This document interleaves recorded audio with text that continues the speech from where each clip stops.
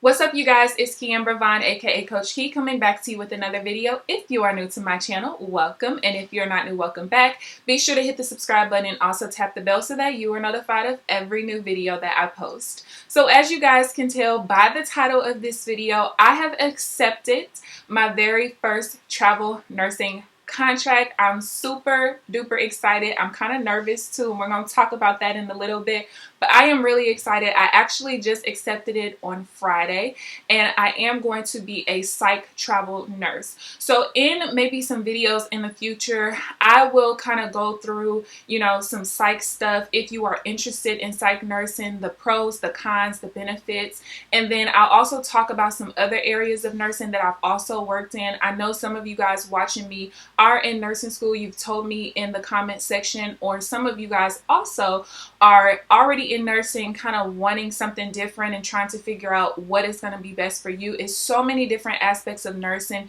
so many different areas that you can go into, whether it's patient care or non-patient care. So I will make a video a little bit later on about that. But I did want to give you guys kind of my process of finding my first contract, and I'm also going to give you guys a breakdown of the contract numbers, the salary, where the money is coming from, and all of that good stuff. So make sure you stay tuned for that because the numbers are big. So someone had asked me in the comment section to talk a little bit about different ways that nurses can make more money, and travel nursing is definitely one of them. There aren't very many ways for you to make additional money unless you're going to different places. Of course, different locations pay you different specialties pay you different. I can tell you that the longer you stay at one place, the less money you're going to make. I could give you a really good example. My mother has been a financial analyst for over 20 years now, and I remember at the tail end of her working for a big Fortune 500 company, she would complain about the fact that, hey, these new grads are coming in and they're getting paid just as much as me or more, and I've been here for 10 years, I've been here for 15 years, whatever. When you stay somewhere for that long, like, your salary increases don't go up by much. But if you leave a place and come back, or you leave a place and go somewhere else, with that additional experience that you have, you're more likely to make more money. The other thing that you can also do is become PRN. A lot of times, so many facilities are so short staffed that all you have to do is be a PRN nurse, and you can more than likely work full-time hours. And because you're PRN and you're coming in as they need you and as you need to work, you will get paid more money than if you're actually hired through the company to work full-time. So that's another tip as well. But this video is about my travel contract. So with travel nursing, I've always wanted to kind of dive into travel nursing, but after my first 14 months of becoming a nurse, I was so tired, so fed up with it. I had went into neuro nursing, so I was dealing with a lot of back, neck, brain surgery patients. I was dealing with Alzheimer's patients, and I was also dealing with stroke patients. The stroke patients is really what took me out. I really loved that part of it where I had patients who actually needed help, but it was too much for my body. I'm 5'10". You guys can tell I'm pretty slim. I don't really get past about 165 pounds, and I just gained like these last 20 pounds in the last couple of years purposely. But for a long time, I couldn't get past about 145 pounds. So it was really difficult dealing with patients who were 2, 3, 4 times my size. They couldn't move half their body. I'm pushing, pulling, pivoting to the bedside commode and stuff like that. And I would always strain my back. Every other time I would work, I would re-herniate the disc in my back, and it was just too much. So for 3 years after that, I took off from nursing completely to build my businesses.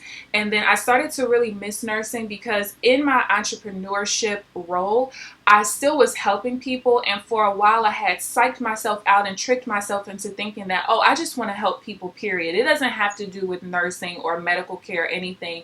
And I realized that that was not true.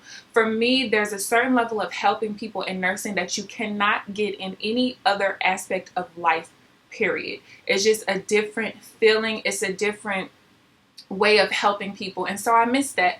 So I got back into nursing. I ended up putting out like I think, my resume on Indeed.com or something, and the PRN agency or temp agency, it's really a PRN agency that I work for currently, contacted me. They were able to find the psych job for me. I actually had an offer for an ICU unit and then a psych unit, and I decided to go into psych. I told myself I was not going to get back into the full-blown medical care because it was just too much for me. But I was also a little afraid because psych was like never anything that I was highly interested in when I was in nursing school. And it's probably because the first day of my practicum in psych, we were like in this big conference room with the two-way mirrors or the one-way mirrors. And I'm like, okay, they can't see us. And it was like one side of the adult unit was kind of zombified out a little bit, and the other side of them were just like people who were going through like acute depression and stuff like that. But it was like watching them walk around looking like zombies, kind of like from a movie. It was like, okay, I know I don't want to go into psych ever. But I was really interested in a change. And so I can tell you guys that psych, I would probably never ever not work in psych. I don't think I can go back into regular medical care. That's not really for me. But as a tip for those of you all who are in nursing school or pursuing being a nurse as a career, I will tell you, when you get out of school, your very first year, you probably should go into medical, because when you're in psych, you lose all of your medical skills, honestly, because you're not starting IVs and doing catheters and stuff like that for most areas of psych. There are some areas of psych where maybe you're dealing with the mental retardation and that kind of stuff, developmental disorders, where some of them you might have to deal with IVs and stuff like that. But most psych units, you won't really have to deal with that kind of stuff. It just all kind of depends on which area you're in. So needless to say, I was able to get a psych contract in California, and it was so crazy because basically the process of me finding an agency, I pretty much went online and I started researching different travel agencies. And I specifically put in California travel agencies because California is such a huge state. And I wanted to make sure that whoever I went with was someone who had a large market share in the area of California. If you are interested in travel nursing in the California area, I will leave my email down below and I will give you guys the name of the agency that I use. Just tell them that I referred you so that they know. And I'll actually, in the email, I will just give you my direct recruiter's name because she's really, really, really good. So when I started working with this agency, they let me know what I had to do to get my California license. The California license process, you guys, is so detailed, it's so long. I think when I got my Georgia license, it wasn't that much. I just remember paying for the license, and within like a couple of weeks, I had got approved, and you know, I got my license in the mail and stuff like that. With California, it's different. You have to do all this fingerprinting process. You have to send in your transcripts from your colleges, and excuse me, it wasn't cheap to do. I think when I got my Georgia license, it was only like maybe $150, if that. My California license was $541.25. I had to pay $30 for the verification for my Missouri license, because I was doing the, I think it's like RN by endorsement, which means that you have a license in another state. So you have to pay $30 to verify that for the California board. And then it was $3.99 for the permanent license. I had to pay an extra $100 for a temporary license, because if you don't and you only do the permanent, more than likely it's going to take you like 3 to 6 months before you actually get your license. It's a whole process and it's crazy. So then I had to pay $7.25 for one of my transcripts and then $5 for another transcript. The other thing with the California license process is like the fingerprinting part of it. That's the part that makes the process take so long. But if you're working with a really good agency, what will end up happening is you'll get your fingerprints done. You'll send it to the fingerprinting people. They're going to send 2 copies back to you, and then you'll send 1 copy to your agency, and the agency will hand walk it excuse me, to the California board, because when they hand walk it, it's not just sitting in a stack of papers waiting to be looked at, if that makes sense. So my process actually only took, I think, maybe 6 weeks, if I'm not mistaken. Let me see. I did all of this in September. By the middle of October, oh, you know what? Maybe mine's only took about Yeah, it took maybe about 4 weeks. Ooh. Yeah, about 3 to 4 weeks, I think. 2 weeks at the least. So my process didn't take a long time, again, because I was using an agency. And so basically from there, I let my recruiter know the areas that I was looking in and stuff like that. For a while, I was only interested in the LA area. And then after a while, I was like, you know what, let's just open it up a little bit or whatever. And so at that point, my very first contract that I got offered, I did decline it. This was about a week and a half ago. Basically, that contract, I wasn't really interested in it because they wanted me to do 5 8-hour shifts a week, and I'm not with that. I have never ever worked a job 5 days a week. When I was in nursing school, I was a realtor, and when I got out of that, to get into nursing, I went straight to 3 days a week. So I never worked 8-hour shifts. I never worked 5 days a week. So I was like, I'm not going to start now. The other thing with that was the hours were 3:30 p.m. to midnight.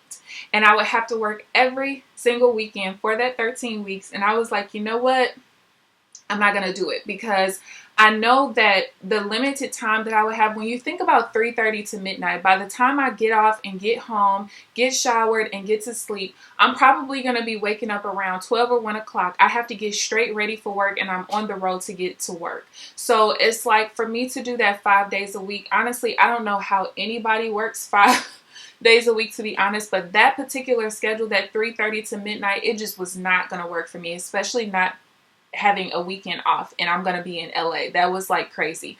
So with that one, I had actually interviewed with the director. I think she was the director of nursing for that particular hospital. So that interview went really, really good. She sent the official offer to my agency the very next day and I asked them to give me 24 hours and I thought about it and I was like, no, I don't want to be somewhere that's so nice to be. It's sunny, you got beaches and stuff like that, and I can't even really enjoy it. So I went ahead and I declined that one. So at that point, I remember there was another contract that was in the LA area that my recruiter did not put me in for because she was waiting on me to call her back because I sleep until like anywhere from 12 to 2 every day because I stay up till 6 a.m.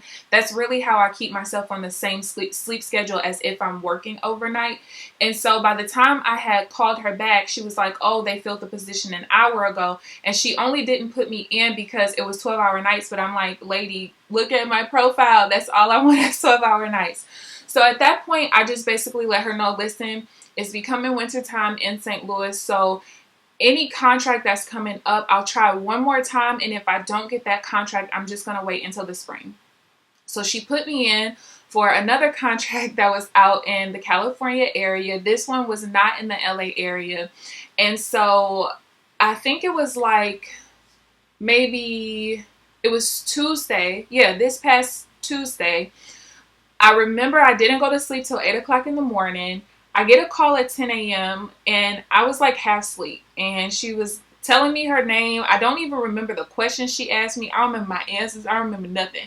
I just remember her asking me if I was sleeping and I told her yes, and she asked if I wanted to call back and I was like, no, it's okay. And it just kind of went from there. So the very next day, this past Wednesday, my agency called me that morning and she was just like, hey, have you heard from such and such people? And I was like, yeah, she called me yesterday morning, but I don't know how the interview went because I was half asleep. I was on sleep for 2 hours before she called me. So I was like in la la land. She was like, well, it must have been really, really good, because they sent me an official offer. I was like, what?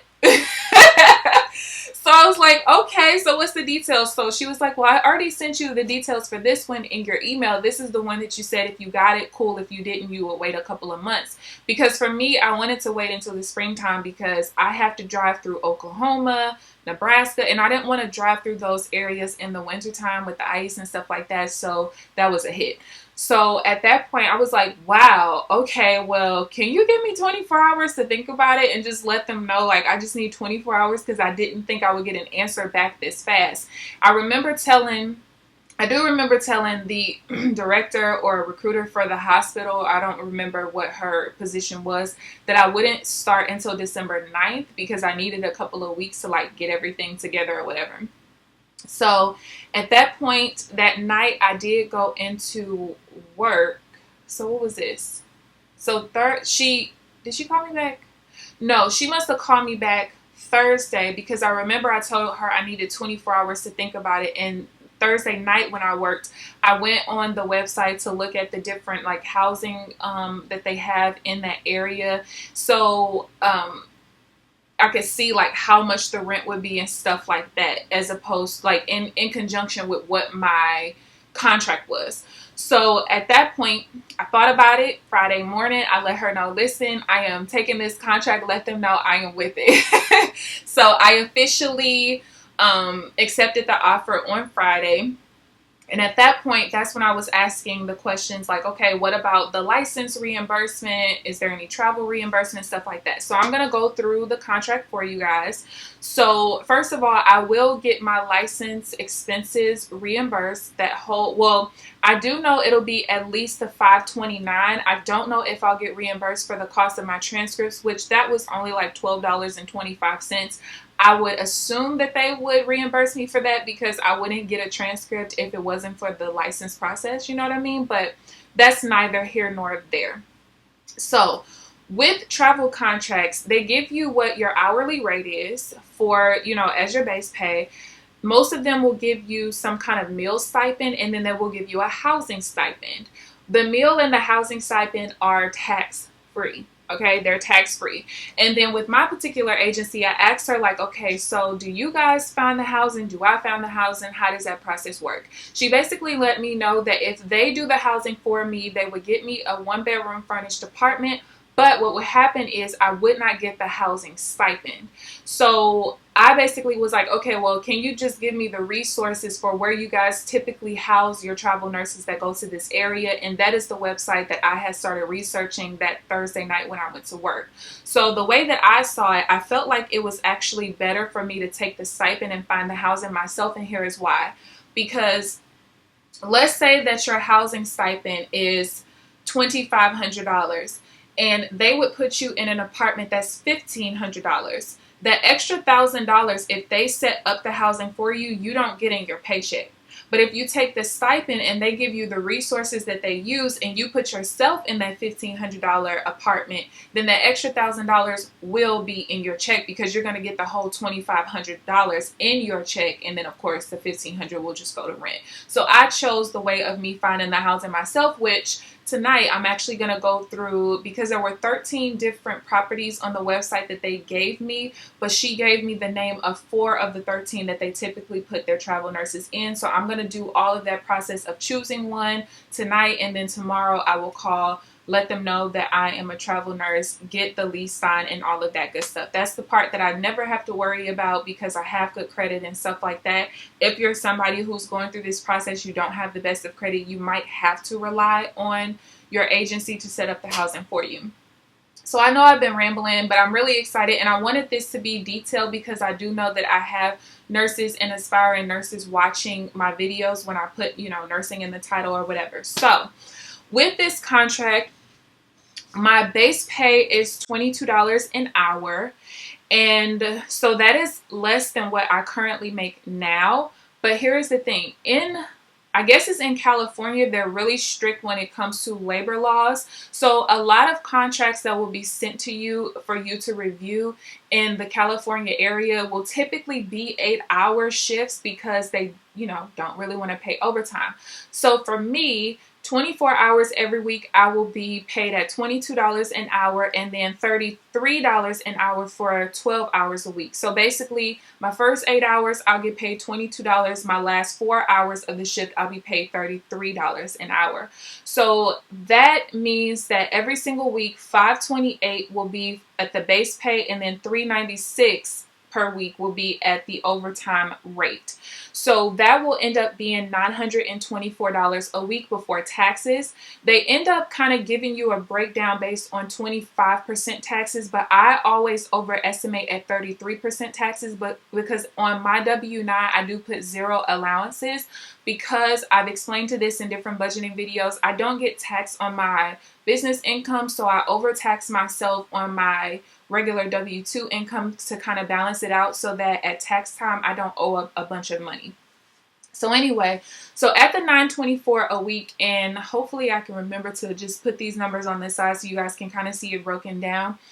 basically I took away $304.92 for a 33% tax. So that means that I would be earning $619.08 per week just on the regular base pay. So that comes out actually to be about $17.19 an hour, which is not a lot whatsoever. Okay. So at this point, now we start adding in the tax-free stipends. So for meals, I actually get $50 a day, which is equivalent to $350 a week, which is also equivalent to $1,400 a month. Let me tell you something. I don't even eat that much. You guys see my budgeting videos every single month and every single week. Typically, my grocery budget is $200 a month if there's 4 weeks in the month, and $250 a month if there's 5 weeks in the month. And then restaurants is typically $100 or $125. So let's go on the high end of $250 for groceries and $125 for restaurants. That's $375. So that's equivalent to how much they give me for meals a week. Okay. So basically everything in excess of that is just money that I'll be able to use for spending elsewhere or for saving. So once we add the $350 in for the week, that brings us into $969.08 per week, which now brings our hourly from $17.19 an hour to $26.91 per hour. Okay. Now at this point, we add in the housing stipend. So my housing stipend is $3,200 per month, which is equivalent to $738.46 per week. And I don't remember, how did I come up with this?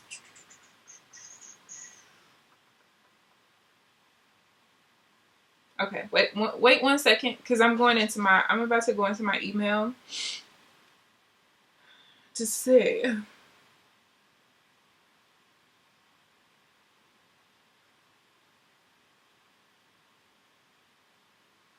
Yeah, I don't know why it's like that. Basically, I took these from their compensation breakdown. It says the housing subsidy monthly is $3,200. That's the rate of pay. And it says weekly amount $738.46. So I don't know how they got that number, but that's what's on here. So that's what I'm going with. So if we add the $969.08 plus the $738.46, that means our weekly amount that we will be getting paid is $1,707.54. I said we, like I'm paying y'all bills too. So the weekly amount that I'll be getting paid is $1,707.54 per week, which now that's equivalent to $47.43 per hour. So that's pretty much what my hourly rate will be, $47.43 an hour, which is almost double, a little less than double what I get paid right now.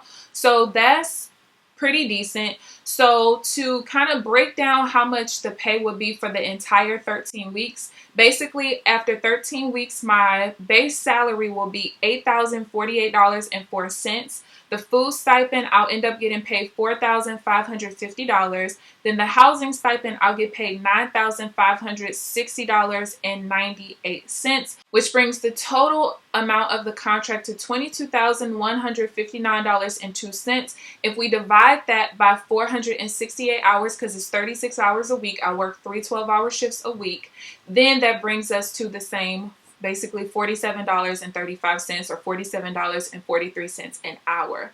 So of course, in my December paycheck to paycheck breakdown, you guys are going to see how I break these numbers down for housing. I can tell you guys that my rent will probably be somewhere between $1,600 and $2,200 a month, which is absolutely ridiculous. I don't think I could ever live in California without being on a travel contract, okay? Because the rent is astounding. You guys remember my 2-bedroom, 1.5 bath townhouse that had an upstairs and a basement was only $810 a month. So this is a huge change. So basically, just as kind of like, I guess, an insight as far as like how my budgets are going to end up going, you're going to see the same thing. The only thing you'll see different is the housing will now be put back in. I'll probably up the food budget because I probably will eat out quite a bit. Not quite a bit, but I do know that there are some really good vegan restaurants in California, so I know I'm going to be splurging while I'm out there. And yeah, probably gas, I'll have to fill up a little bit more because I'm going to be sitting in a little bit more of traffic. The good thing is the apartments that I'm looking at are within 10 miles from the facility that I'm going to be working at. And when I looked at MapQuest during the big rush hour, it would only take me about 30 minutes to get to work, which is crazy because it's only 10 miles. But I actually drive almost 40 minutes to work when I go to work now because of how bad the traffic is. So 30-40 minutes isn't bad. I don't really want to go past 40 minutes though. I don't have a lot of patience, and you know, got a little road rage sometimes when it comes to traffic. So just to, like I said, give a little bit of insight, the average amount that I should make per month will be about, let me see, if it's $1,700 a week, that will be about $6,800 per month. If I subtract the $2,200 of rent, if I do the $320 that I have in my regular bills now, car insurance and stuff like that, and if I subtract about, let's say $300 for utilities, that'll be electricity, internet, stuff like that.